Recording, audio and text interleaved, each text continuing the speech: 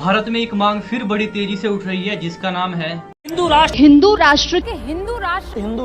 हिंदू राष्ट्र था, हिंदू राष्ट्र है और हिंदू राष्ट्र रहेगा। हिंदू राष्ट्र की बात करना तो बहुत पुराना टॉपिक है, लेकिन इस बार यानी 2024 में ये मांग बड़ी तेजी से आगे बढ़ रही है। और इस एग्रेशन को देखते हुए साथ ही मीडिया कवरेज, प्रोपेगेंडा, डिबेट और उसमें यूज किए जाने वाले टाइटल को देखकर एक चीज तो साफ समझ में आती है। इस बार 2024 के जनरल इलेक्शन में, जिसमें अब एक महीना ही बचा हुआ है, उसमें जो कोर एजेंडा होगा वो होगा हिंदू राष्ट्र। हिंदू राष्ट्र की मांग शुरू से ही बड़ी कंट्रोवर्शियल रही है। भारतीयों का एक ग्रुप हिंदू राष्ट्र के समर्थन में रहा, तो वहीं दूसरी तरफ इंडियंस का ही एक बड़ा ग्रुप शुरू से ही हिंदू राष्ट्र के विरोध में। और मैं इंडियन इसलिए कह रहा हूं क्योंकि इसमें हिंदू, मुस्लिम, सिख, ईसाई या भारत में रहने वाले किसी भी धर्म के सभी लोगों का इन्वॉल्वमेंट नहीं है। हिंदू राष्ट्र में बेशक हिंदू राष्ट्र शब्द है, लेकिन बहुत से हिंदू हैं जो इसके कड़े विरोधी हैं, और उसी में से एक नाम है मोहनदास करमचंद गांधी यानी कि महात्मा गांधी जी। जबकि दूसरी तरफ इसके कट्टर सपोर्टर भी हैं, जैसे V D Savarkar. Savarkar ethnic, culture और पॉलिटिकल टर्म में हिंदुत्व को डिस्क्राइब करते हुए कहते हैं, एक हिंदू वो है जो भारत को अपनी मदरलैंड यानी कि मातृभूमि, अपने पूर्वजों की भूमि, अपनी पवित्र भूमि मानता है। भारत हिंदुओं की भूमि है क्योंकि उनकी एथनिसिटी भारतीय है और हिंदू धर्म भारत में ही पैदा हुआ है। यही वो शुरुआत है जहां से हिंदुत्व का कॉन्सेप्ट निकलता है, और उसी में से निकलता है हिंदू राष्ट्र। ये कॉन्सेप्ट तो 1923 से 1928 का है, लेकिन 15 अगस्त 1947 को भारत को आजादी मिली, जबकि 14 अगस्त 1947 को भारत का एक बड़ा हिस्सा अलग होकर पाकिस्तान बन गया। आजादी के बाद पाकिस्तान खुद को एक इस्लामिक देश की तरह रिप्रेजेंट करता है, जबकि इंडिया खुद को एक सेकुलर कंट्री यानी कि इंडिया में सभी धर्मों के लोग एक साथ रह सकते हैं, अपने धर्म को प्रैक्टिस कर सकते हैं, सभी को एक समान अधिकार दिए गए हैं। लेकिन हिंदू राष्ट्र के सपोर्टर्स को यही चीज पसंद नहीं आई, क्योंकि उनका तर्क था कि जब पाकिस्तान धार्मिक आधार पर इस्लामिक राष्ट्र बन सकता है तो फिर इंडिया एक हिंदू राष्ट्र क्यों नहीं बन सकता। और यही तर्क आज भी पूरी तरीके से हावी है। वैसे इस तर्क के आधार पर देखा जाए तो पंजाब के अंदर उठने वाली खालिस्तान की मांग नाजायज हो सकती है क्या? क्योंकि सिख धर्म भी एक इंडिपेंडेंट धर्म है और सिखों का भी पूरी दुनिया में कोई सिख राष्ट्र नहीं है, जबकि सिखों की एक बड़ी संख्या खुद को हिंदू धर्म से बिल्कुल अलग धर्म मानती है। लेकिन हिंदुत्ववादी कहते हैं कि सिख धर्म हिंदू धर्म का ही एक पार्ट है, वो कोई अलग धर्म नहीं है। और वही दूसरी तरफ धीरेन्द्र शास्त्री हिंदू राष्ट्र के लिए यज्ञ करता है, सुरेश चौहान के पूरे देश में घूम घूम कर हिंदू धर्म संसद के नाम पर हिंदू राष्ट्र की शपथ दिलाता है। बजरंग मुनि वीडियो अपलोड कर खुले तौर पर कहता है कि मुसलमानों का नरसंहार करना पड़ेगा। जब तक मुसलमानों का नरसंहार नहीं होगा, भारत हिंदू राष्ट्र नहीं बन पाएगा।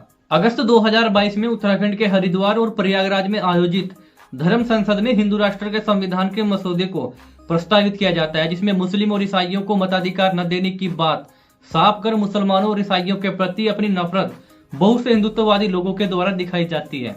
इन सभी बयानबाजी और घटनाओं के बाद भी इस तरह के लोगों के खिलाफ बीजेपी सरकार कोई एक्शन नहीं लेती है, या फिर एक्शन के नाम पर खाना पूर्ति करती जाती है। और ऐसा हो भी क्यों ना, क्योंकि ऐसे लोगों को बढ़िया राजनीतिक सपोर्ट मिल जाता है, भीड़ इनके साथ खड़ी हो जाती है, इनके समर्थन में हैशटैग चलने लगते हैं और जनसभाएं होने लगती हैं।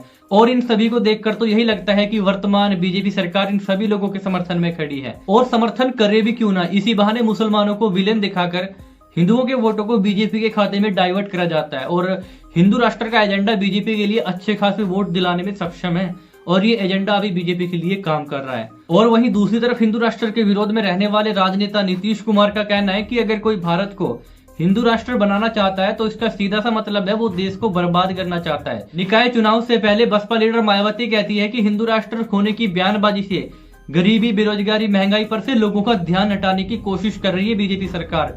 सपा सांसद सफीकुर रहमान कहते हैं कि हिंदुस्तान ना हिंदू राष्ट्र था, ना ही हिंदू राष्ट्र है और ना ही कभी होगा। ये बातें वो लोग कर रहे हैं जो आम लोगों की कैटेगरी में तो बिल्कुल भी नहीं आते हैं।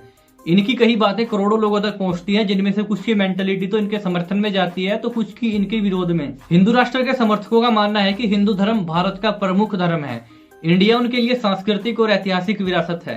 भारत की पहचान सांस्कृतिक तौर पर स्वभावतः हिंदू है, और वो भारत की हिंदू राष्ट्र की मांग को सही ठहराते हुए कई अजीबोगरीब तर्क भी देते हैं, जैसे कि अपनी सांस्कृतिक विरासत को डिस्क्राइब करते हुए तर्क देते हैं, भारत की सांस्कृतिक विरासत अंदर ही अंदर हिंदू धर्म से जुड़ी हुई है। वो कहते हैं कि देश की कला, संगीत, साहित्य और दर्शन ये सब हिंदू धर्म से जुड़े हुए हैं, और अगर भारत हिंदू राष्ट्र बन जाएगा तो भारत की सांस्कृतिक विरासत को संरक्षित करने और बढ़ावा देने में मदद मिलेगी। हिंदू राष्ट्र के समर्थक ये भी तर्क देते हैं, अगर भारत हिंदू राष्ट्र बन जाएगा तो देश में राष्ट्रीय एकता बढ़ेगी, सभी भारतीयों की एक समान पहचान होगी। हिंदू राष्ट्र के समर्थक ये भी दावा करते हैं जब भारत हिंदू राष्ट्र बन जाएगा तो हिंदुओं के हित आज की तुलना में ज्यादा सुरक्षित हो जाएंगे। और उनका मानना है कि भारत का ये सेकुलर सिस्टम अपनी अंतिम सांसें ले रहा है अभी। ऐसे में हिंदू राष्ट्र का जो राष्ट्रपति होगा वो भी हिंदू ही होगा और ऐसे में हिंदुओं को ज्यादा बेहतर अवसर मिल पाएंगे। हिंदू कम्युनिटी पर होने वाले उत्पीड़न भी खत्म हो जाएंगे। इसके अलावा मुसलमानों को मार दिया जाएगा, उनके घर संपत्ति सब हिंदुओं की हो जाएगी और भारत पर सिर्फ हिंदुओं का राज होगा। सभी संवैधानिक पदों पर बस हिंदू ही हिंदू होंगे। और भी कई तर्क हिंदू राष्ट्र के समर्थकों की तरफ से दिए जाते हैं, लेकिन दूसरी तरफ हिंदू राष्ट्र के विरोध में खड़े लोगों का अपना नजरिया है। कई ऐसे कारण बताए जाते हैं कि भारत को एक हिंदू राष्ट्र क्यों नहीं बनना चाहिए। जैसे पहला है सेकुलरिज्म। भारत एक सेकुलर देश है जिसका सीधा सा मतलब है भारत को सभी धर्मों के लिए न्यूट्रल माना जाता है। सभी धर्म के नागरिक यहाँ रह सकते हैं, अपनी धार्मिक गतिविधियां पूजा अर्चना कर सकते हैं, मंदिर जा सकते हैं, मस्जिद जा सकते हैं, चर्च जा सकते हैं, गुरुद्वारे जा सकते हैं, अपने धर्म को प्रमोट कर सकते हैं या अपना खुद का नया धर्म भी बना सकते हैं। किसी भी धर्म को नहीं भी मान सकते हैं। उन्हें ये सारे अधिकार भारत के संविधान के द्वारा दिए गए हैं। ऐसे में अगर भारत हिंदू राष्ट्र बन जाता है तो ये संविधान के बेसिक प्रिंसिपल सेकुलरिज्म के खिलाफ हो जाएगा। जैसा कि आप जानते हो भारत में सभी धर्म के लोग एक साथ रहते हैं जो कई अलग अलग जातियों में भी बटे हुए हैं। इसके अलावा भारत में भाषा के आधार पर भी कई राज्यों का गठन हुआ है और अभी कई और नए राज्यों को भाषा के आधार पर बनाने की मांग उठती रहती है। ऐसे में अगर भारत हिंदू राष्ट्र बनता है तो ये एक दूसरी कम्युनिटी के बीच तनाव और हिंसा का कारण बन जाएगा और भारत में रहने वाले अल्पसंख्यक समुदाय और दलित वर्ग हाशिए पर धकेल दिए जाएंगे। भारत दुनिया की सबसे बड़ी लोकतांत्रिक व्यवस्था या सबसे बड़ा लोकतांत्रिक देश है। यहाँ लोगों के पास फ्री स्पीच, संसद, मताधिकार, न्यायपालिका और एक नागरिक की सबसे बड़ी ताकत उसके मूल अधिकार है, यानी कि मौलिक अधिकार मौजूद हैं, जो सरकार एक भारतीय नागरिक को देने के लिए बाध्य है।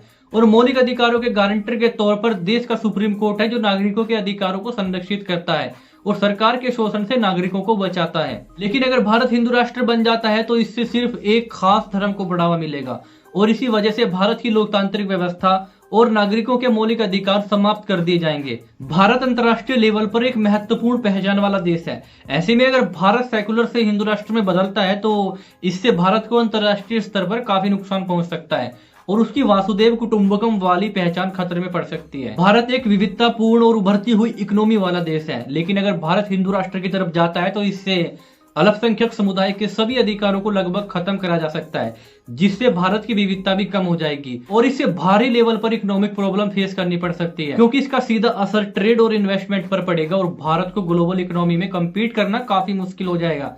लेकिन ये बात समझना काफी इंपॉर्टेंट है कि भारत का संविधान सेकुलर प्रिंसिपल बेस्ड संविधान है। ऐसे में अगर भारत हिंदू राष्ट्र की तरफ जाता है तो सबसे पहले भारत के संवैधानिक ढांचे को बदलना पड़ेगा, जो करना लगभग आसान नहीं है। कुछ लोग कहते हैं कि संविधान में संशोधन कर भारत को हिंदू राष्ट्र बनाया जा सकता है, लेकिन हमारे देश के संविधान की आधारभूत संरचना नाम का एक सिद्धांत हमारे देश के सुप्रीम कोर्ट ने विकसित किया है और इस मामले में सुप्रीम कोर्ट का कहना है कि देश की संसद में भारत के संविधान में संशोधन करने की शक्ति है। लेकिन संसद अगर संविधान की आधारभूत संरचना या बेसिक स्ट्रक्चर को ही बदलना चाहे तो वो ऐसा नहीं कर सकती। ये संसद और बीजेपी सरकार के लिए लोहे के चने चबाने के बराबर होगा, क्योंकि सेकुलरिज्म, डेमोक्रेसी, रिपब्लिक हमारे संविधान के बेसिक सिद्धांत हैं। लेकिन अगर बीजेपी सरकार देश को हिंदू राष्ट्र बनाना चाहती है या तो उसको पूरे देश में आपातकाल लगाकर पूरे भारत पर कब्जा करना होगा और ऐसा करने के लिए प्रत्येक राज्य में बीजेपी की पार्टी की ही सरकार होनी चाहिए या बीजेपी को समर्थन देने वाली पार्टियों की सरकार होनी चाहिए। तभी जाकर बीजेपी सरकार भारत की लोकतांत्रिक,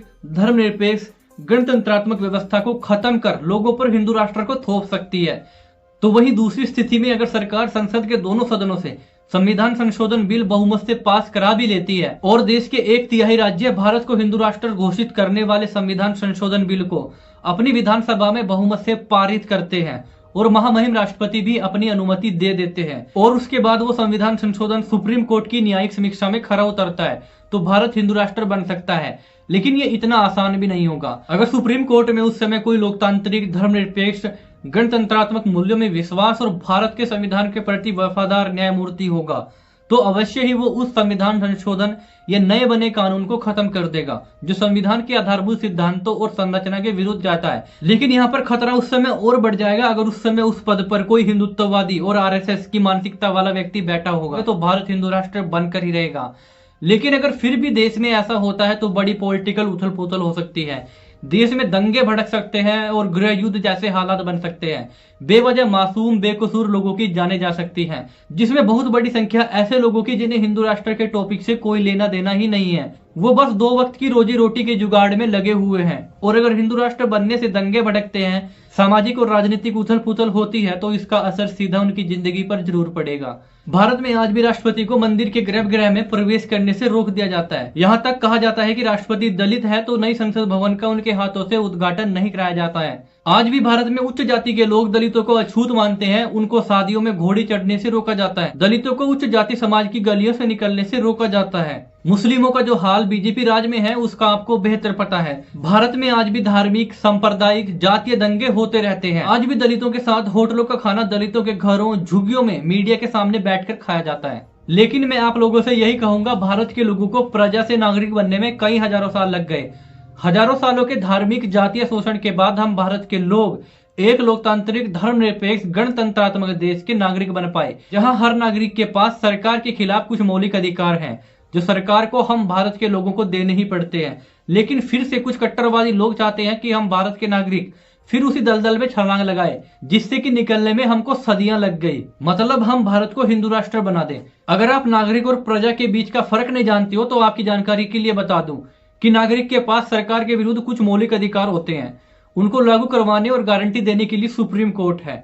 लेकिन प्रजा के पास कोई मौलिक अधिकार नहीं होता, ना ही कोई देश में सुप्रीम कोर्ट होता है। बस जो राजा ने कहा वही शासन होता है, वही कानून होता है। तो बीजेपी और आरएसएस और हिंदुत्ववादी संगठनों के इस षड्यंत्र के बारे में आप क्या सोचते हैं? कमेंट बॉक्स में अपनी राय जरूर दें। मिलते हैं फिर अगली वीडियो में। तब तक के लिए जय हिंद, जय भारत, वंदे मातरम। हंसते रहिए, मुस्कुराते रहिए।